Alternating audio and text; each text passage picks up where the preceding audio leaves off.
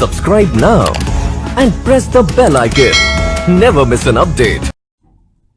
Good morning, नमस्कार। कैसे हैं भैया आप लोग? मैं अजीत महेंद्राज आपके सामने आज लेके आया हूं black magic of short tricks के अंदर एक ऐसा पेयर ऑफ वर्ड्स जिसको लेके कहीं ना कहीं बहुत ज्यादा लोग कंफ्यूज होते हैं।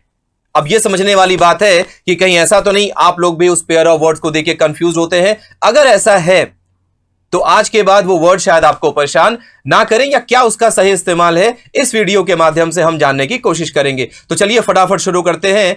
आपके सामने देखिए जो वर्ड आज मैं पेयर लेके आया हूं, जो शब्दों का एक पेयर आज मैं आपके सामने लाया हूं, that is like and as. So this is a pair of words जिसके बारे में आज हम डिस्कशन करने वाले हैं, क्योंकि दोनों की जो मीनिंग है वो होती है जैसे या फिर जैसा। ठीक है, अगर मैं लाइक और एज की बात करूं तो इसकी मीनिंग होती है जैसे या जैसा।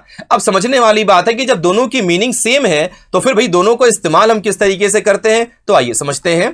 देखिए यहां पे आपके सामने एक एग्जांपल है, Karan cooks as his father. करण कुक्स, करण खाना बनाता है जैसे उसके पिताजी। करण खाना बनाता है जैसे उसके पिताजी, कोई प्रॉब्लम नहीं है। अगला देखिए लिखा हुआ है, Karan cooks like his father does.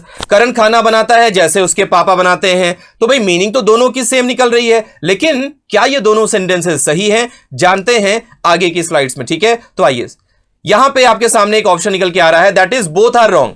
That is both are wrong, यानी ये जो दोनों सेंटेंसेस स्क्रीन पे दिए गए हैं ये आपके गलत हो चुके हैं। अब आप सोच रहे होंगे कि यार अगर ये दोनों गलत हैं तो फिर सही क्या होने वाला है डियर, तो जरा बहुत ध्यान से देखिए क्या होगा सही। यहां पे आपके सामने एक रूल आ गया, in case you are comparing clauses. अगर आप क्लॉजेस को कंपेयर कर रहे हैं, अब आप ये सोचेंगे कि क्लॉज क्या होता है, तो मैं आपको बता दूं क्लॉज क्या होता है, जिसके अंदर एक सब्जेक्ट होगा और एक वर्ब होगा। ये बात कहीं ना कहीं आपको समझनी पड़ेगी, एक सब्जेक्ट और एक वर्ब, इसको हम लोग बोलते हैं क्लॉज। ठीक है, यू मस्ट यूज एज। अगर ऐसी चीज आपके सामने आती है तो आपको एज यूज करना है। अभी हम लोग एग्जाम्पल से समझेंगे, रूल के बाद देखते हैं। एक और रूल आपके सामने आ रहा है, that is like is use when the comparison only includes a subject. Like का इस्तेमाल हम लोग तब करते हैं जब कंपैरिजन इंक्लूड करता है सब्जेक्ट को। अब किस तरीके से हुआ, रूल समझने के लिए एग्जाम्पल देखना बहुत जरूरी है। तो देखिए, करण कुक्स एज हिज फादर।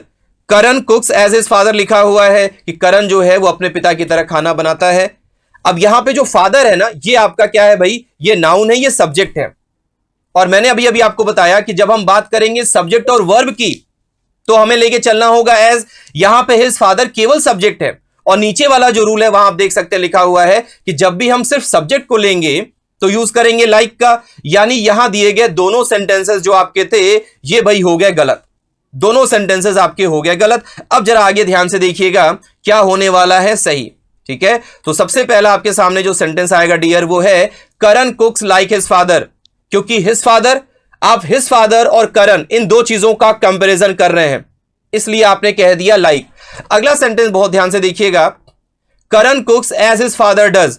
करण कुक्स और आगे लिखा है हर फादर, हिज फादर डज, यानी हिज फादर और डज आगे दिया हुआ है। बात समझ में आ गई कि एक सब्जेक्ट है, एक वर्ब है। जब हम ऐसे स्ट्रक्चर को कंपेयर करते हैं तो यूज करते हैं एज का। ठीक है, यूज करते हैं एज का। एक और एग्जांपल से समझिएगा। ठीक है, ये दोनों सेंटेंसेस आपके भाई करेक्ट हो गए। आगे हम एक बार समझते हैं एक और एग्जांपल से। देखिए लिखा है, Arun स्लीप्स like a baby. Arun स्लीप्स like a baby, Arun और एक बेबी आपके सब्जेक्ट हो गए, दोनों का कंपेयर है इसलिए लाइक लगा हुआ है। अगला देखिए, he did the work as you said। he did the work as you said। you क्या है आपका सब्जेक्ट, said आपका वर्ब है, क्लॉज आ गया। जब क्लॉज की बात करते हैं तो एज को इस्तेमाल करते हैं। कहीं कोई कंफ्यूजन अब नहीं होना चाहिए आपको, बहुत ध्यान से आप इनकी प्रैक्टिस करते चलिएगा नंबर ऑफ क्वेश्चंस के साथ। तो उम्मीद करते हैं आज ये दो मैं आपके लिए लेके आया था वर्ड्स जो कहीं ना कहीं आपस में एक पेयर की तरह काम करते हैं। तो उम्मीद करते हैं ये बात आपको समझ में आ चुकी होगी। मिलते हैं फिर हम लोग एक अगले ब्लैक मैजिक ट्रिक के साथ नेक्स्ट सेशन में। Thank you. Subscribe now and press the bell icon. Never miss an update.